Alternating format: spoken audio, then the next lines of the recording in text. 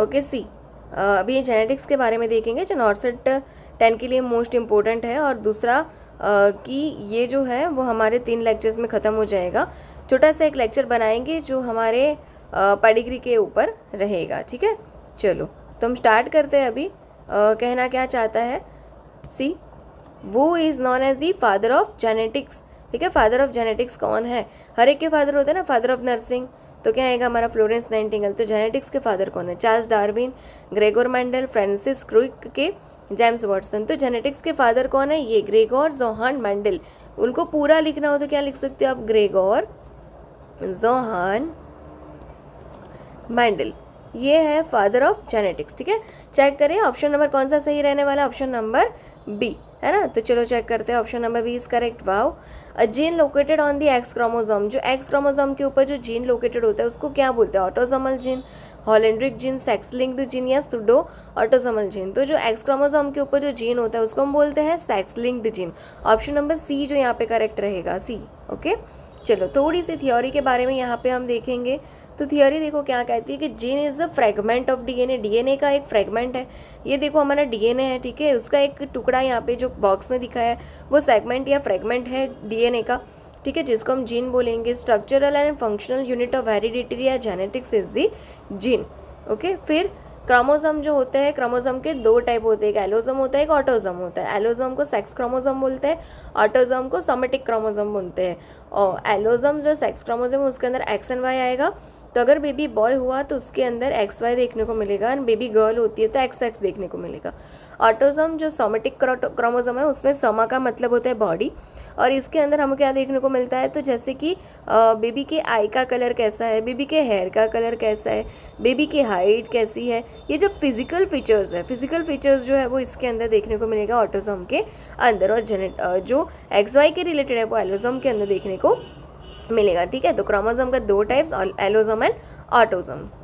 फिर DNA and RNA जो क्या है? तो डीएनए एंड आरएनए जो है वो न्यूक्लिक एसिड से बने हैं, उसमें sugar plus nitrogen based pair and phosphate ये देखने को मिलता है। पर डीएनए और आरएनए दोनों में शुगर प्रॉपर अलग अलग होता है। जैसे कि आरएनए है तो उसके अंदर रिबोज शुगर देखने को मिलती है, और डीएनए है तो डीऑक्सी रिबोन्यूक्लिक एसिड, तो इसके अंदर डीऑक्सी रिबोज जो है वो शुगर देखने को मिलती है। आरएनए को बोलते हैं रिबोन्यूक्लिक एसिड, तो इसके अंदर रिबोज शुगर देखने को मिलता है।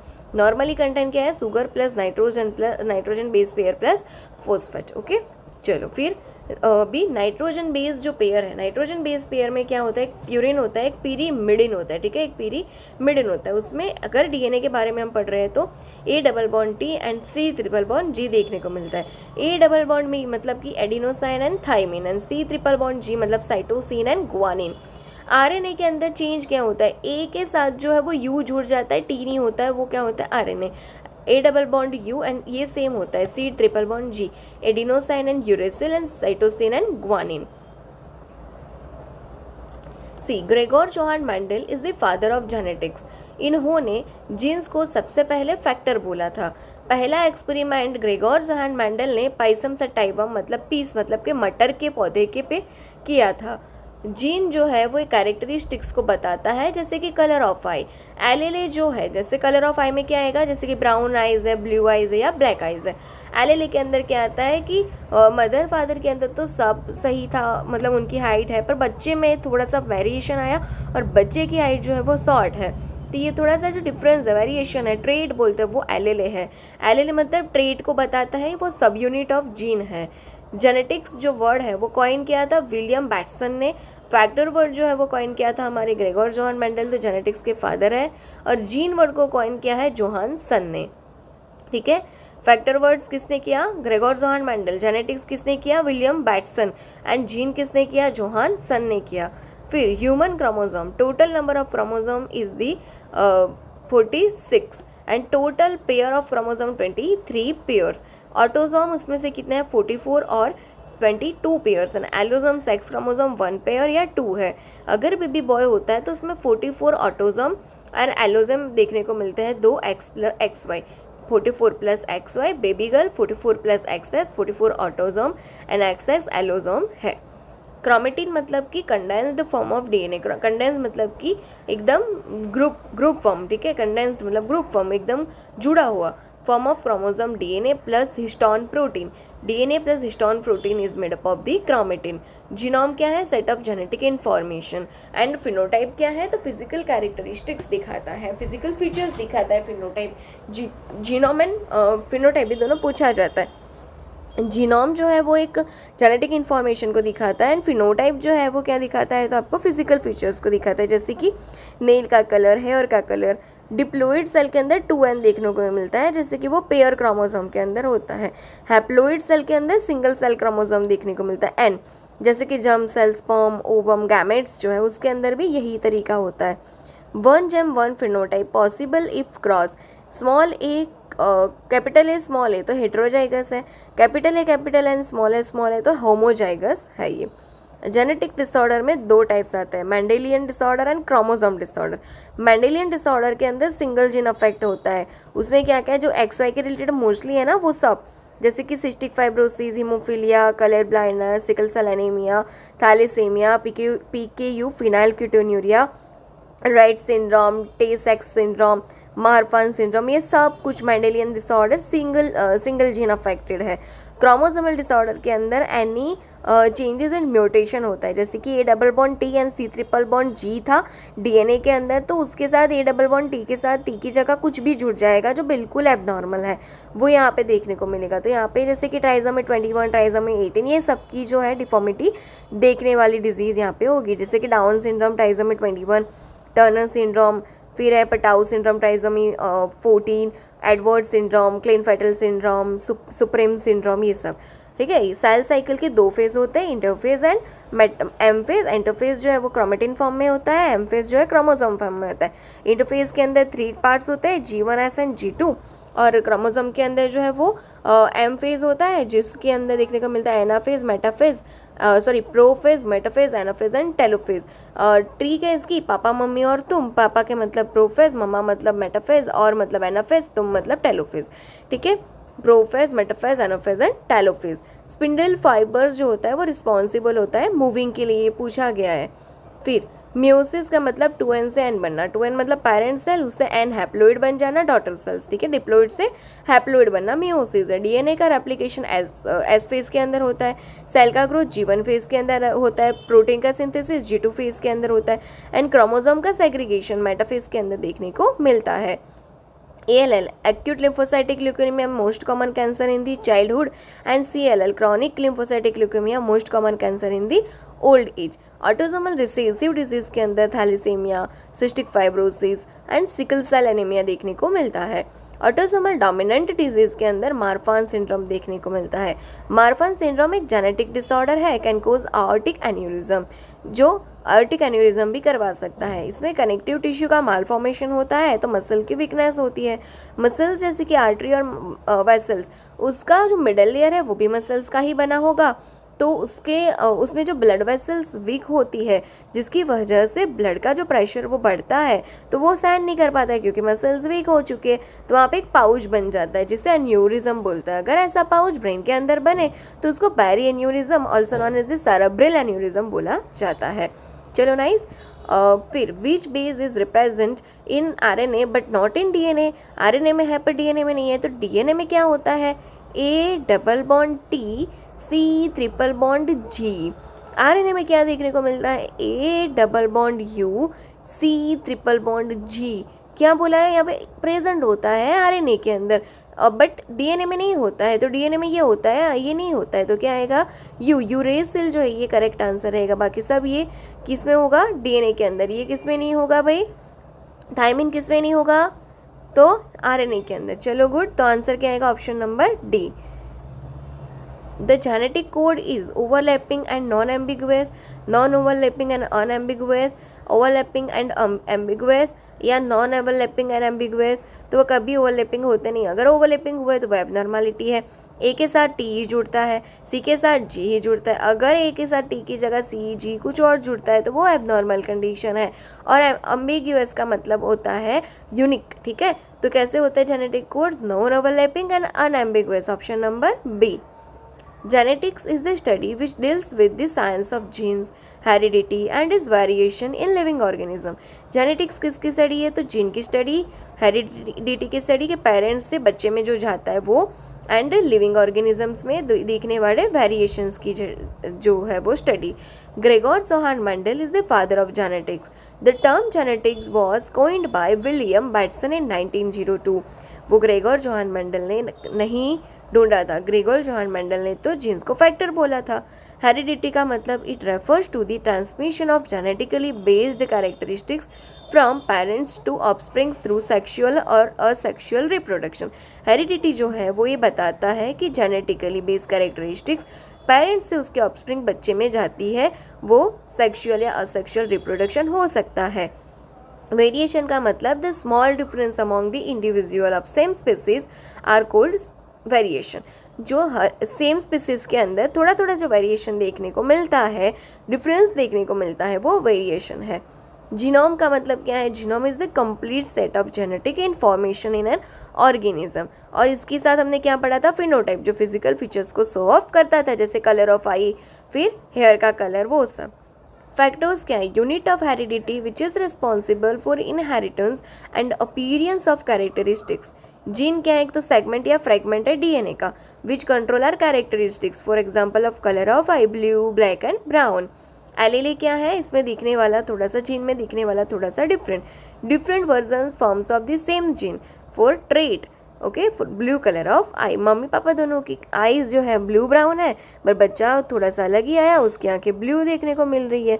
सो मम्मी पापा की आंखें ब्लैक ब्राउन है, बच्चे की आंखें ब्लू देखने को मिल रही है, तो वो थोड़ा सा वेरिएशन है. सेम स्पीसीज में नहीं है पर बच्चे में है, तो वो एलेले है, ट्रेट है. During mid 19th century Gregor Mendel जो था उसने ऑब्जर्व किया कि सर्टेन फीचर्स जो है वो माँ बाप से बच्चे में ट्रांसफ़र हो रहे हैं. Feature pass from parents to their children और offsprings. A child usually looks like parents and is due to inheritance of certain characteristics from parents to children. बच्चा जो है एकदम उसके मम्मी पापा के जैसे ही दिखेगा, जो certain characteristics भी लेके जाएगा आपके मम्मी पापा और मम्मी पापा की, ठीक है. This transmission of characteristics from parents to children is known as heredity. ये जो ट्रांसमिशन हो रहा है प्रॉपर कैरेक्टरिस्टिक्स से मम्मी पापा से बच्चे में, उसको बोला जाता है क्या? हेरिडिटी. ये किसने ढूंढा था कि ये चीज़ें मम्मी पापा से बच्चे में जा रही? 19th सेंचुरी में ग्रेगोर जोहान मेंडल ने ऑब्जर्व किया था. The basic unit of heredity is gene which consist of portion fragment of DNA molecules. The term gene was coined by Johannsen in 1909. In 1927, Miller found that exposure of X-ray led to damage in the gene. 1927 में Miller ने ऐसा find किया कि अगर किसी को हम x ray करते हैं तो भी जीन को वो डैमेज करता है, which are called the mutation, और उसको म्यूटेशन बोलते हैं. म्यूटेशन चेंजेस इन जीन, जिसकी वजह से डाउन सिंड्रोम, टे सेक्स सिंड्रोम, ये सब देखने को जो मिलता था वो सब. फिर इन 1953 वॉटसन एंड क्रीक जो था उन्होंने डिस्कवर किया था double helix model of the DNA को. ये डीएनए 2.2 मीटर तक पूरा पथरा हुआ होता है, तो वो सिंपली तो नहीं होता, तो वो इसी कुछ तरीके से बॉडी में देखने को मिलता है. तो डबल हेलिक्स मॉडल किसने ढूंढा था? 1953 में वॉटसन एंड क्रीक ने. 1956 में Tjio and Levan demonstrated the actual number of chromosome in human as 46. ऐसा किसने बोला कि 46 क्रोमोसोम है? तो टियो एंड लियान ने जो है वो बोला था. क्रोमेटिन का मतलब the complex form of DNA and histone protein is called chromatin. Chromatin मतलब क्या? Condense form of DNA plus histone protein is called the chromatin. DNA जो double stranded thread nucleic acid है. Chromatin condense form of DNA with protein, histone protein seen in normal cells. जो chromatin जो है वो G1, S and G2 phase में देखने को मिलता है. Chromosome very condense form of chromatin seen in dividing cell, mitosis phase में देखने को मिलता है. डीएनए के रिलेटेड तो फुल फॉर्म उसका क्या है? Deoxyribonucleic acid. Structure discovered by Watson and Crick. Double helix model. DNA is the genetic material which carries all the hereditary information. Double stranded 500 million base pair होती है. Components में sugar, deoxyribose sugar plus nitrogen base plus phosphate group देखने को मिलता है. DNA के अंदर A double bond T and C triple bond G देखने को मिलता है. इसकी लेंथ 2.2 मीटर होती है. ट्रांसक्रिप्शन मतलब डीएनए से आरएनए बनना, और उसमें हेल्प किसका होता है? आरएनए पॉलीमरेज का. रिवर्स ट्रांसक्रिप्शन का मतलब आरएनए से डीएनए बनना. Transcription is the transfer of genetic instruction in DNA to messenger RNA mRNA, and translation मतलब आरएनए टू प्रोटीन बनना. Gene is located on DNA, chromatin and chromosome. Genetic information, genome, genotype of cell, all genes of a cell. Gene is defined as a segment or fragment of DNA, deoxyribonucleic acid, which carries the genetic information. Gene is the basic physical and functional unit of heredity. DNA is also fragment या segment which do not contain gene. DNA में ऐसे भी बहुत सारे types है कि जिसके अंदर जो है, ठीक है, क्या नहीं देखने को मिलता है. तो ऐसे बहुत फ्रेगमेंट है जिसके अंदर जीन प्रेजेंट नहीं होते. तो every segment of the DNA is not carry out of the gene. The human genome contains about 30,000 to 40,000 genes and each gene varies in size. And allele जो ट्रेड था, थोड़ा सा difference, allele is one of 2 or more forms of a given gene variant. Each allele determines a single inherited characteristics in an individual. This can cause genes to move from one linkage group to another. एक group से another में जाता है, उसको क्या बोले, inversion, deletions, X-ray या translocation. तो इसको बोलते हैं translocation. Translocation can cause genes to move from one linkage group to another. Option number D. The chromosomal formula of a normal human female is, क्या देखने को मिलेगा फीमेल में, 44+XS. ऑप्शन नंबर सी. 44+XY जो है वो chromosomal formula of normal human male का है. तो यहाँ पे आंसर आएगा option number C. Chromosome. The term chromosomes comes from the Greek words. Chroma का मतलब है कलर एंड समा. हमने आगे भी देखा था ऑटोसोम के अंदर कि वो बॉडी है. Chromosomes are thread like structures located inside the nucleus of animal and plant cells. Chromosome कहाँ होता है, इनसाइड द न्यूक्लियस होता है. ठीक है, ये क्वेश्चन भी पूछा जाएगा आगे, याद रखना. Chromosomes are thread like structures located inside the nucleus of animal and plant cell. Each chromosome is made up of protein and single molecule of deoxyribonucleic acid DNA. Passed from parents to offsprings, DNA contains the specific instruction that make each type of living creatures unique. Unique का मतलब देखा था ना, unambiguous है ना वो. The number of chromosomes in human cell is 46. They are arranged as 23 pair. किसने बोला था 46 होते भी नंबर? हमने पढ़ा ना 46 होते नंबर में. ऐसा किसने बोला था? थ्योरी देखी ना.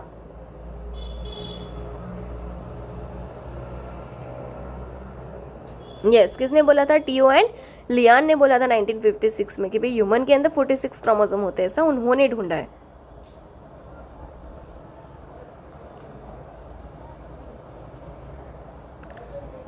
They are arranged as 23 paired. This pattern is called diploid. Out of 46 chromosomes, 44 chromosomes are called autosome and the rest 2 are called sex chromosomes. Each chromosome is made up of chromatids. The point of which both the chromatids cross is called centromere. देखो ये दोनों point cross हो रहे हैं ना, ये दोनों point cross हो रहे हैं, उसी को क्या बोलते हैं? Centromere. Distal portion of each chromosome is called telomere. ये दोनों तरफ जो आए हुए डिस्टल पोर्शन है येलो येलो, उसको बोलते हैं टेलोमियर. एक बाजू जो है शॉर्ट आर्म देखने को मिल रहा है और नीचे की बाजू जो आपको लॉन्गर आर्म देखने को मिल रहा है. ये जो ब्लू ब्लू कलर आपको देख रहा है वो आपका सिस्टर क्रोमेटिड है. अ मेजरेबल और ऑब्जर्वेबल ट्रेट और कैरेक्टरिस्टिक इज कॉल्ड अ. जो मेजरेबल हो सकता है और वो क्या है आपका? फिनोटाइप है. जीनोटाइप में तो सिर्फ इन्फॉर्मेशन देखनी चलती. तो ऑप्शन नंबर ए यहाँ पे आएगा. फिर within cells genes are located on structures is called. Genes के अंदर जो लोकेटेड स्ट्रक्चर है उसको क्या बोलेंगे? क्या बोलेंगे उसको? जीनोम्स बोलेंगे. क्या बोलेंगे? Chromosomes. Yes yes yes, that is the key point ना. विद इन सेल्स देखने को मिलता था, क्या था वो? यस, क्रोमोसोम्स था, है ना, एनिमल एंड प्लांट सेल्स के अंदर. गुड, चलो. फिर defined diploid cells are cells within 2n वाला. ये 2n वाला है. डिप्लॉइड सेल्स 2n वाला है. क्या होगा? सिंगल सेट ऑफ क्रोमोसोम नहीं होगा, सर्कुलर नहीं होगा.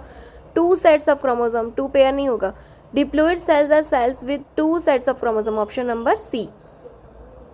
Which of the following crosses would produce a 1:1 ratio of phenotypes in the next generation? तो क्या आएगा? Capital A capital A capital A small A capital A small A capital A small A या capital A small A small A small A.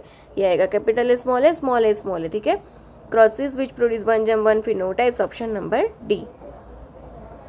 Which of the following is a chromosomal disorder? Chromosomal disorder कौन सा है? Phenylketonuria, ये तो Mendelian है ना. Sickle cell, Turner. फिर क्या आएगा? टे सेक्स डिजीज. क्या आएगा? टे सेक्स डिजीज.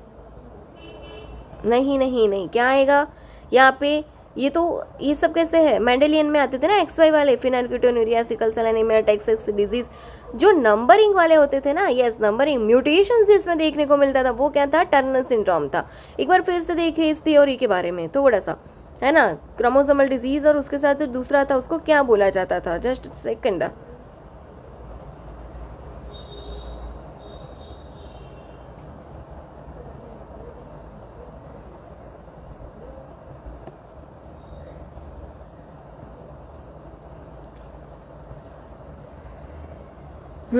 मेंडेलियन डिसऑर्डर थे जो अभी हमारे पास है, और क्रोमोसोमल डिसऑर्डर था वो वाला, है ना, Mendelian disorder and chromosome disorder. चलो गुड।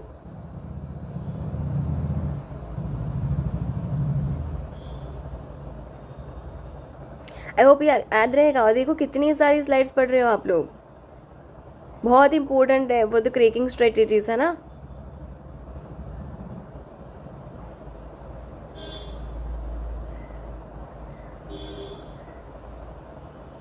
ओके तो एक हम कौन सा पढ़ते हैं भी, एक कौन सा पढ़ते हैं हम, मेंडेलियन सिंड्रोम, और दूसरा हम पढ़ते हैं कौन सा, क्रोमोसोमल। तो ये भी मेंडेलियन है, सिकल सेल एनीमिया भी मेंडेलियन है, और tay Sachs भी। टर्नर सिंड्रोम जो है वो कैसी है हमारी, क्रोमोसोमल है। तो ऑप्शन नंबर सी यहाँ पे करेक्ट रहेगा, C. Also called gonadal dysgenesis, monosomy of X, tay Sachs disease, chromosome 15 hexa gene mutation की वजह से होती है। PKU phenylketonuria PAH gene mutation की वजह से होती है। Sickle cell anaemia SCA HBB gene mutation की वजह से होती है। Genetic information is passed from parents to all descendant cells through cell division, namely mitosis. There are two cell division, mitosis, somatic cell division, and meiosis, germ cell division. Cell cycle. The cell cycle is defined as a series of events that take place in a cell leading to its division and duplication, replication. Cell cycle consists of two major phase, interphase and mitotic phase. देखे थे ना interphase G1S G2, mitotic के अंदर क्या था, तो metaphase, prophase, anaphase and telophase, ठीक है। ये सब इंटरफेज के अंदर it is the period between successive mitosis of the cell cycle. The interphase is subdivided into 3 phases, G1 phase, S phase and G2 phase. See here it is कि ये जो G1 phase है उसको हम बोलते हैं cell growth का phase, जो S फेज है वो DNA डुप्लीकेशन का रेप्लिकेशन का फेज है, पूछा जाता है, ये पूछा जाता है। और G2 जो वो प्रिपरेशन फॉर माइटोसिस का फेज है, ये माइटोसिस है। माइटोसिस के अंदर प्रोफेज, मेटाफेज, एनाफेज और टेलोफेज देखने को मिलता है, जो सेल डिवीजन है। और फिर साइटोकाइनेसिस होता है, साइट यहाँ से यहाँ तक जो है वो G0 फेज कहलाता है। ये पूरा इंटरफेज का फॉर्मूला है, G1S G2, है ना, आएगा ना, मम्मी पापा और तुम, metaphase, prophase, anaphase and telophase. Papa mummy और तुम, यस पापा मम्मी और तुम, prophase, metaphase, anaphase and telophase.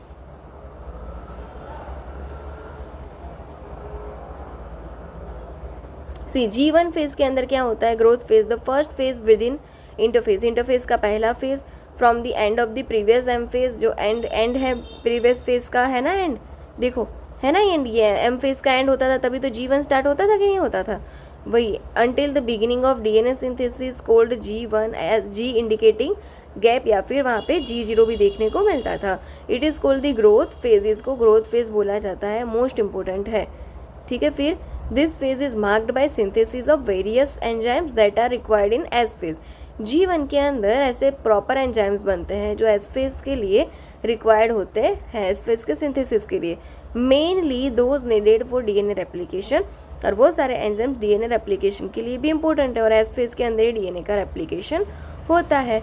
If a person receives N X and Y chromosomes, that person is, जिसमें X and Y क्रोमोसोम होते हैं उसको क्या बोलते हैं, X and Y क्रोमोसोम वाले को मेल, है ना। तो क्या आएगा, ऑप्शन नंबर बी हमारा करेक्ट रहेगा, ओके। फिर during which phase of mitosis is DNA replicated, आया DNA किस में रेप्लिकेटेड होता था, S फेज में, पर यहाँ पे S प्रॉपर नहीं दिया था। S फेज किसका फेज था, इंटरफेज का, तो ऑप्शन नंबर ए करेक्ट होगा।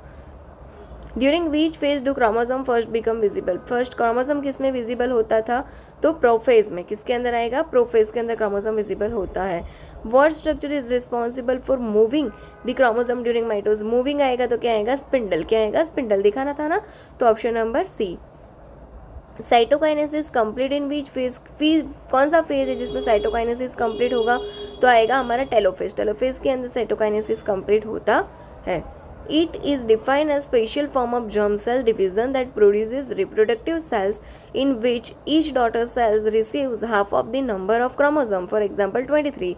Site of meiosis occurs only in germ cells of the gonads, sperm in male and ova in female. The germ cells gametes है. Stages of meiosis. Interphase of the cell cycle includes G1S and G2 phase. Interphase is followed by meiosis. Meiosis consists of two successive stages, meiosis 1 and meiosis 2. Stages of meiosis. Phases of meiosis 1. Prophase 1, metaphase 1, anaphase 1 and telophase 1. पापा mummy और तुम.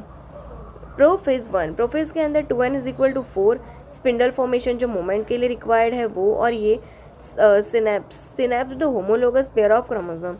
During prophase 1, DNA is exchanged between homologous chromosomes in a process called homologous recombination. This often results in chromosomal crossover. The paired and replicated chromosomes are called bivalent or tetrads. Prophase 1, the process of pairing the homologous chromosome is called synapsis.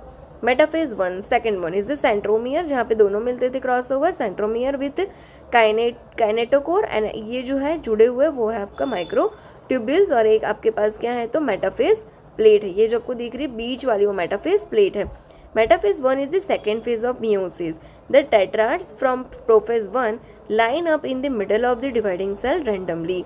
ये line up हो गया middle of cell 1 में.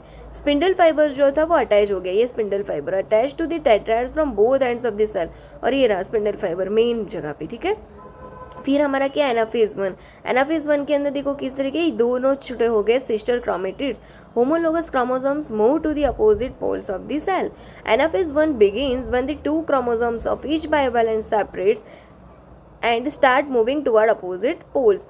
In anaphase 1, the sister chromatids remain attached at their centromere. Centromere से तो वो attach होते हैं and move together towards the poles, और poles के towards वो मूवमेंट करते हैं. फिर है telophase 1. C. Telophase 1. The homologous chromosome pairs reach the poles of the cell. The homologous chromosome pairs complete their migration of the two poles. A nuclear envelope reforms around each chromosome set and spindle disappears. Spindle movement की अब जरूरत नहीं है क्योंकि last phase है cytokinesis complete इसी में होता है ना. स्पिंडल डिसअपियर होते हैं, साइटोकाइनेसिस फॉलोज. चलो good. Meiosis 2. The second division in the meiosis process is termed as equational division because events in this phase are similar to those of mitosis. Which of the following is the correct sequence of phases of the cell cycle? क्या आएगा G1S G2 interphase का और फिर M phase. Option number A, G1S G2 M. During which phase of mitosis do the chromosomes align at the cell's equatorial plate? क्या आएगा sales equatorial plate में देखने को मिलता है क्रोमोसोम अलाइन. किसके अंदर होगा तो मेटाफेज के अंदर. Which of the following process occurs during the S phase of the cell cycle? इसमें क्या देखने को मिलता था डीएनए का replication. Option number A, cell growth G1 में. In which phase of meiosis do homologous chromosome separate? Homologous separate किस में होते थे क्रोमोसोम? एनाफेज 1 के अंदर सेपरेट होते थे. During which phase of mitosis does the nuclear envelope reform around each set of chromosome?